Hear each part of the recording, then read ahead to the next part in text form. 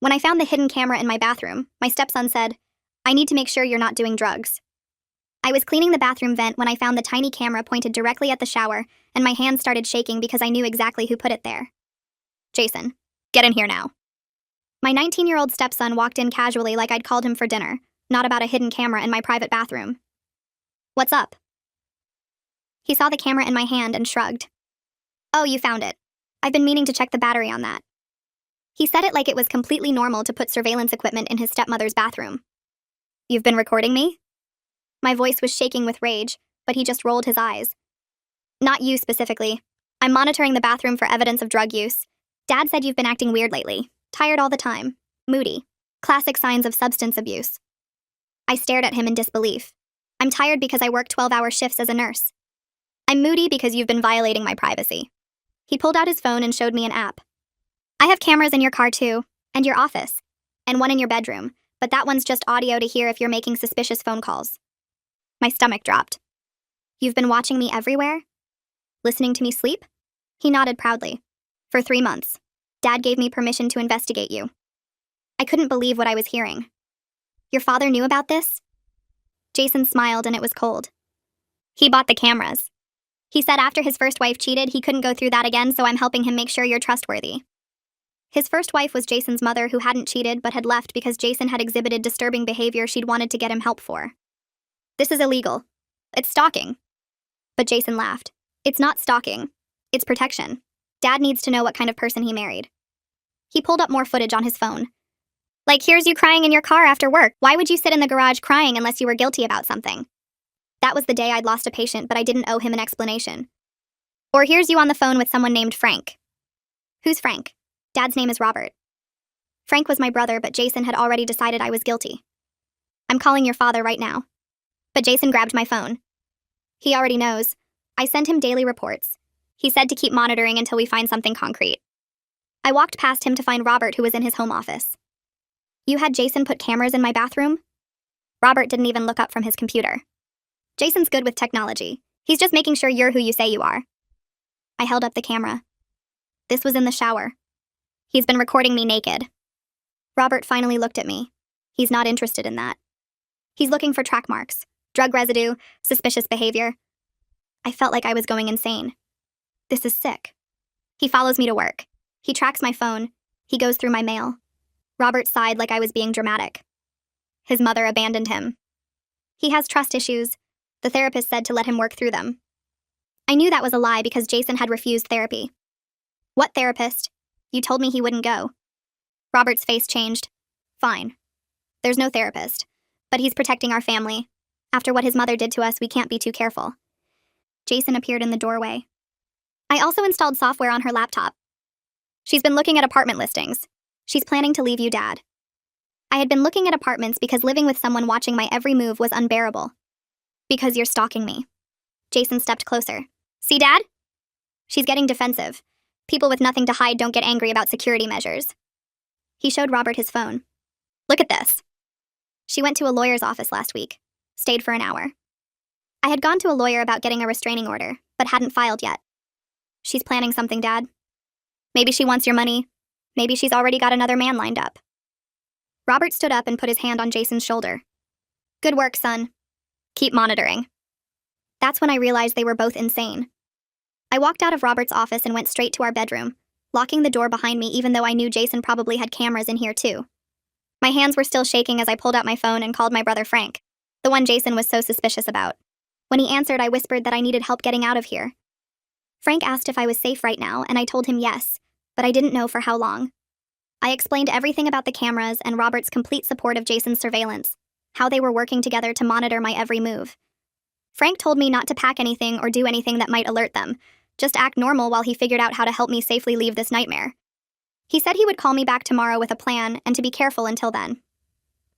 The next morning I went to work like everything was fine, but my coworker Selena Ramos noticed I was jumpy and distracted during our shift. I kept checking my phone and looking over my shoulder, and when she asked if I was okay, I broke down in the supply closet.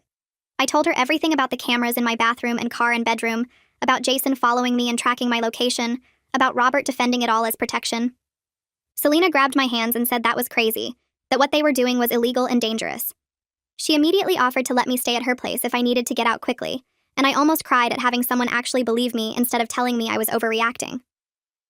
During my lunch break, I met with attorney Rajesh Newell that Frank had found for me. His office was downtown in a building with security cameras in the lobby, which made me paranoid that Jason might somehow access those too. Rajesh explained that what Jason and Robert did was illegal surveillance, and I had grounds for restraining orders against both of them. He said I needed to document everything, copies of the camera footage if possible, and plan my exit carefully, because these situations can become dangerous when the abuser realizes they're losing control. He asked if I felt physically safe at home, and I said yes for now, but I wasn't sure how long that would last.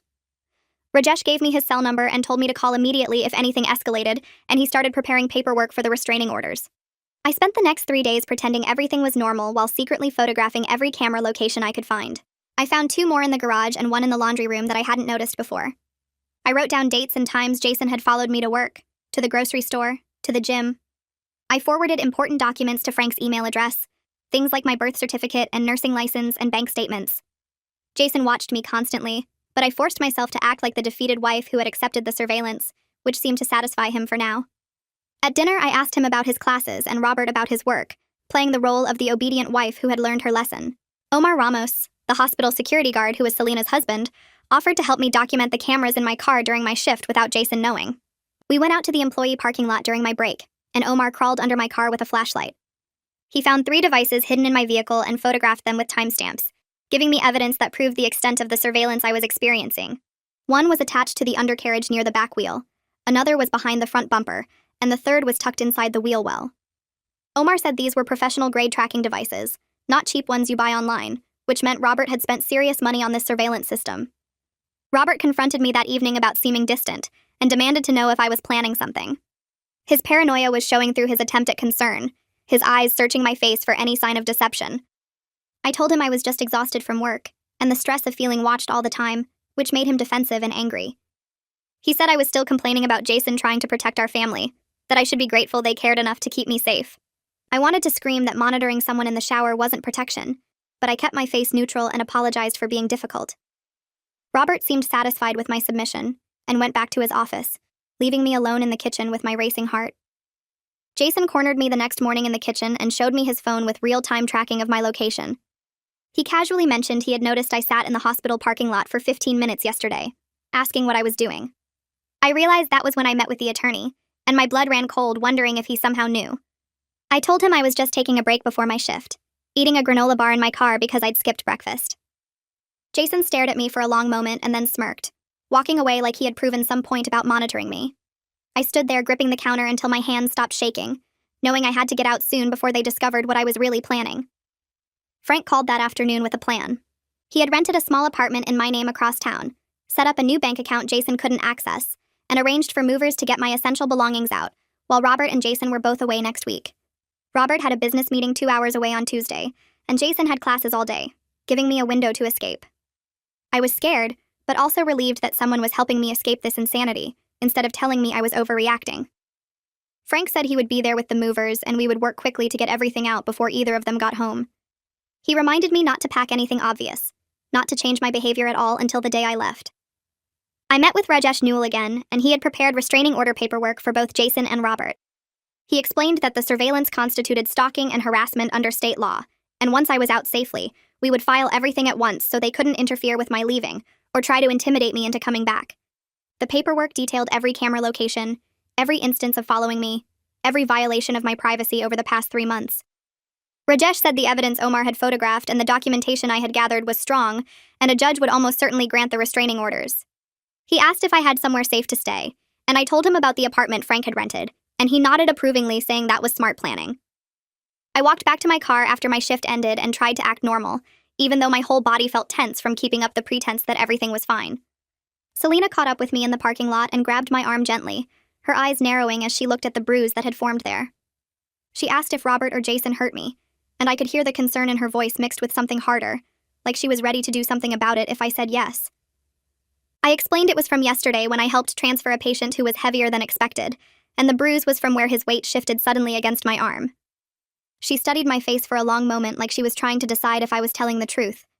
Then she squeezed my hand and told me her spare bedroom was ready anytime I needed it, day or night, no questions asked. Having that backup plan made me feel less trapped, even though I was already planning to move into the apartment Frank had arranged, knowing I had multiple escape routes if something went wrong with my main plan. I drove home thinking about how Selena had offered without making me feel weak or stupid for staying this long, just giving me options and letting me know I had people on my side. That night at dinner, Jason announced he was installing more cameras in the garage and laundry room for complete coverage of the house. Robert nodded like this was perfectly reasonable home security instead of the sick surveillance it actually was. Jason explained that the garage was a blind spot where I could potentially meet someone or hide things, and the laundry room was where people often disposed of evidence by washing it away. I sat there eating my food and pretending this was normal dinner conversation, while inside I was screaming at how far they had taken this insanity. Robert asked Jason how long the installation would take, and Jason said he could have it done by the weekend. Maybe add one in the kitchen too, since that was where I spent time alone in the mornings before work. I realized there was no limit to how far they would take this surveillance. No point where Robert would say this was too much or Jason had gone too far. They were feeding off each other's paranoia and suspicion, building this prison around me one camera at a time. I was getting out just in time before it got even worse, before they decided to put cameras in every room or follow me to work every single day. The next morning before my shift, I carefully packed a bag with my birth certificate, social security card, passport, and the copies of all the camera evidence I had gathered. I added my medications, one change of clothes, underwear, and my phone charger, keeping everything small enough to fit in my work locker where Jason couldn't find it. I drove to the hospital with the bag hidden under my passenger seat, my heart beating fast every time I checked my mirror to see if Jason was following me.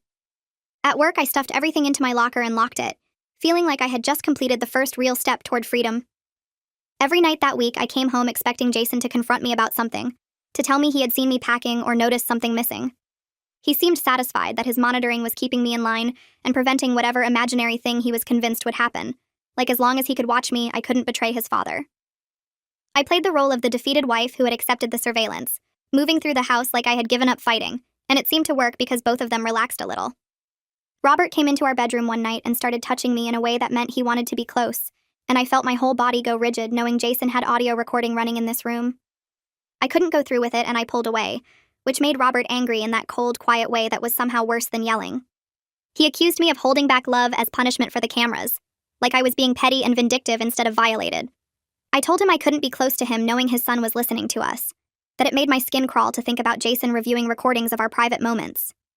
Robert called me paranoid and said Jason would never actually listen to those recordings.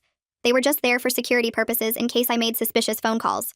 I asked him how that made it any better, how it was okay that the recordings existed at all, and he said I was being dramatic like always.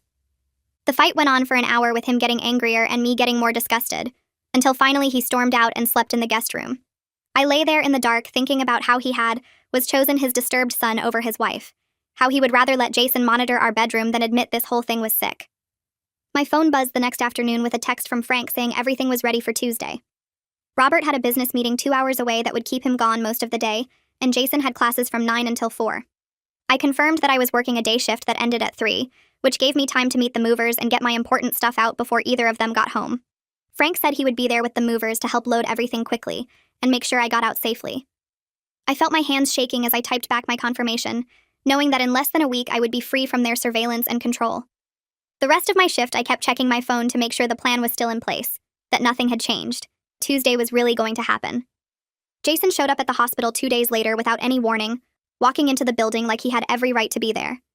He found me at the nurse's station and said he was in the area and thought he would bring me coffee, holding out a cup from the place I usually went to.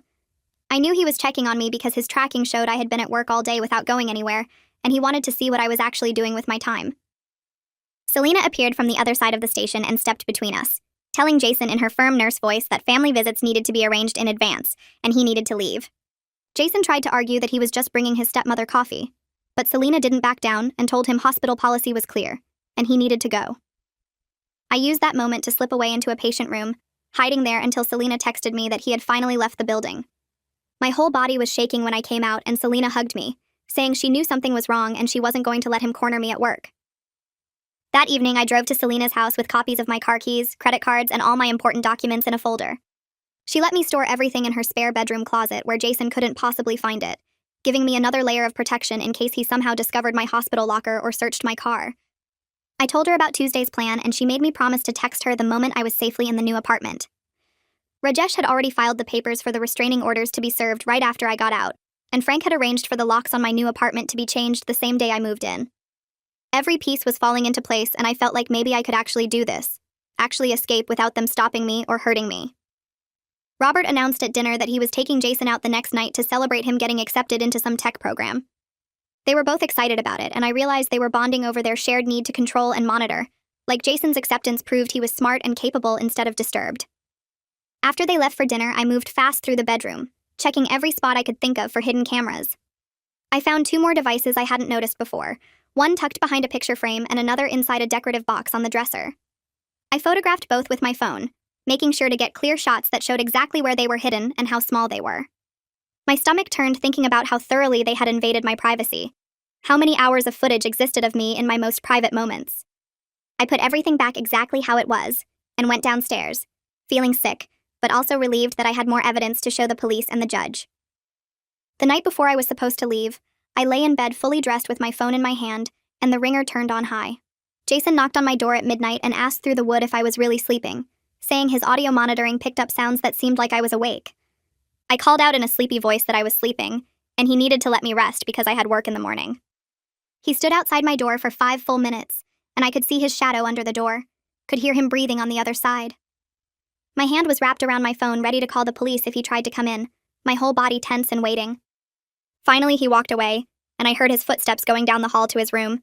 I stayed awake the rest of the night, too scared to move or make any sound that might bring him back.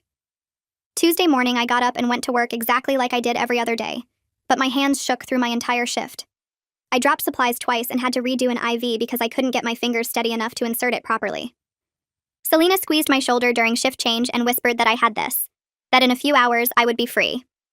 I held on to those words as I finished my last patient check and gathered my things from my locker, the go bag heavy in my hands. I walked out to my car at 3 and drove toward the house, counting down the minutes until the movers would arrive and I could finally leave Robert and Jason forever. The movers pulled up right at 3:30, and I met them at the door with my list of everything that was mine. 2 guys in blue shirts started loading boxes from the bedroom while I pointed out which furniture to take and which to leave. My hands shook as I taped up the last box of clothes, knowing every minute counted before Jason or Robert came home. The older mover asked if I was okay, and I told him I was leaving a bad situation, that we needed to work fast. He nodded and got his partner moving quicker, both of them carrying my dresser down the stairs while I grabbed armfuls of shoes from the closet. I left behind the expensive jewelry Robert bought me, the designer purses, anything that might give them an excuse to claim I stole from them. My nursing textbooks went into a box, my grandmother's quilt, the photo albums from before I met Robert. Everything that was truly mine fit into their truck within 40 minutes, which felt both sad and freeing at the same time. I was carrying the last box of kitchen items I'd brought into the marriage when I heard a car door slam in the driveway. My stomach dropped as I looked out the window and saw Jason's silver sedan parked behind the moving truck, blocking it in. He got out with his phone already raised, recording as he walked toward the house. The movers were loading my box into the truck when Jason started yelling that I was stealing his father's property, that he was calling the police on me right now. The older mover set down the box and calmly explained they were only moving items I legally owned, that I had documentation for everything. Jason shoved his phone closer to the mover's face and demanded to see the paperwork, his voice getting louder and angrier. I came outside with my folder of receipts and photos showing what I'd owned before the marriage, but Jason snatched it from my hands. He flipped through the pages while blocking the truck's path, saying none of this proved anything, that I was abandoning his father and stealing their belongings. The younger mover pulled out his own phone and started recording Jason, saying they had a right to leave and he needed to move his car. Jason called Robert's number while standing in front of the truck, telling him to get home immediately because I was leaving and taking everything. I could hear Robert's voice shouting through the phone from where I stood 10 feet away. The older mover looked at me and asked quietly if I wanted them to call the police. I nodded and he dialed while Jason paced in the driveway, still recording everything and yelling into his phone. The police arrived in 2 patrol cars within 10 minutes, and I showed them my documentation, while Jason showed them his phone footage of me packing. The first officer looked through my receipts and photos, then asked Jason to show proof that any of the items in the truck belonged to him or his father. Jason couldn't produce anything except his recordings of me loading my own belongings. The second officer told Jason he needed to move his car immediately, or he'd be arrested for obstruction. Jason argued that I was stealing, that his father would confirm it when he arrived, but the officer repeated that he had 60 seconds to move the vehicle. Jason finally got in his car and backed up, but he parked on the street and kept recording everything. The movers finished loading quickly while both officers stood watching to make sure Jason didn't try to block them again. I was climbing into my car when Robert's truck came speeding up the street and screeched to a stop in the driveway. He jumped out screaming about abandonment and betrayal, running toward the moving truck that was already pulling away. I started my engine as Robert pounded on my window, his face red and twisted with rage. He yelled that I couldn't leave, that we were married, that I was throwing away our family over nothing. The officer who'd stayed behind stepped between us and told Robert to back away from my vehicle. I saw Jason trying to follow the moving truck in his car, but the other patrol car blocked him while I pulled out onto the street. My hands were shaking, so hard I could barely steer as I followed the movers toward my new apartment across town. Robert's screaming faded behind me as I turned onto the main road, leaving that house and that nightmare behind forever. The drive took 30 minutes and I kept checking my mirrors to make sure neither Robert nor Jason had found a way to follow me. Frank was waiting outside the apartment building when I arrived and he hugged me tight while the movers started unloading. A locksmith van was already parked in front, and the guy was waiting with his toolbox to change all the locks. The apartment was small, but it was mine, with no cameras and no one watching my every move. Frank helped carry boxes while the movers brought up my furniture, and the locksmith installed new deadbolts on both the front door and the sliding door to the tiny balcony. My phone rang and I saw Rajesh's name on the screen. He told me the restraining orders were being served to both Robert and Jason right now, that they couldn't come within 500 feet of my home or my workplace. I thanked him and hung up, then sat down on my couch in my new living room and started crying. The movers finished unloading and left. Frank paid them and the locksmith, and then it was just the two of us in my new apartment. Frank made me eat some pizza he'd ordered while I unpacked essentials, telling me I was safe now and they couldn't get to me anymore. That night, I lay in my new bed with the door triple locked and my phone on the nightstand next to me. Every sound made me jump. Every car door outside had me checking the window to make sure it wasn't Robert or Jason finding me. But underneath the fear was something I hadn't felt in months, a tiny seed of safety growing in my chest. Frank called at 10 to check on me and I cried again, telling him I couldn't believe I actually got out. He reminded me about the restraining orders, about the new locks, about how they couldn't watch me anymore. I fell asleep with my phone in my hand, jumping awake twice during the night at sounds that turned out to be nothing. The next morning I went to work early, and Danielle called me into her office before my shift started. She explained that Jason had tried to access the hospital yesterday claiming to be my emergency contact, but security had turned him away. She'd already flagged both Robert and Jason in the hospital system, and if either of them showed up, security would remove them immediately. She'd also arranged for me to park in the secure employee garage from now on, instead of the regular lot. I thanked her and she squeezed my hand, telling me she was glad I got out safely. That afternoon, I met with Rajesh at his office to review the restraining orders. He showed me the signed documents prohibiting Robert and Jason from contacting me or coming near my home or workplace. He explained that Robert's attorney had already called trying to negotiate, wanting me to agree to a meeting. I told Rajesh I wasn't interested in talking to Robert until he got serious therapy for his paranoia, and Jason got the psychological help his mother had tried to get him years ago. Rajesh nodded and said he'd communicate that to Robert's attorney. I walked out of his office feeling lighter than I had in months, knowing I was finally free from their surveillance nightmare and starting to rebuild my life with Frank, Selena, and the legal protections keeping them away from me.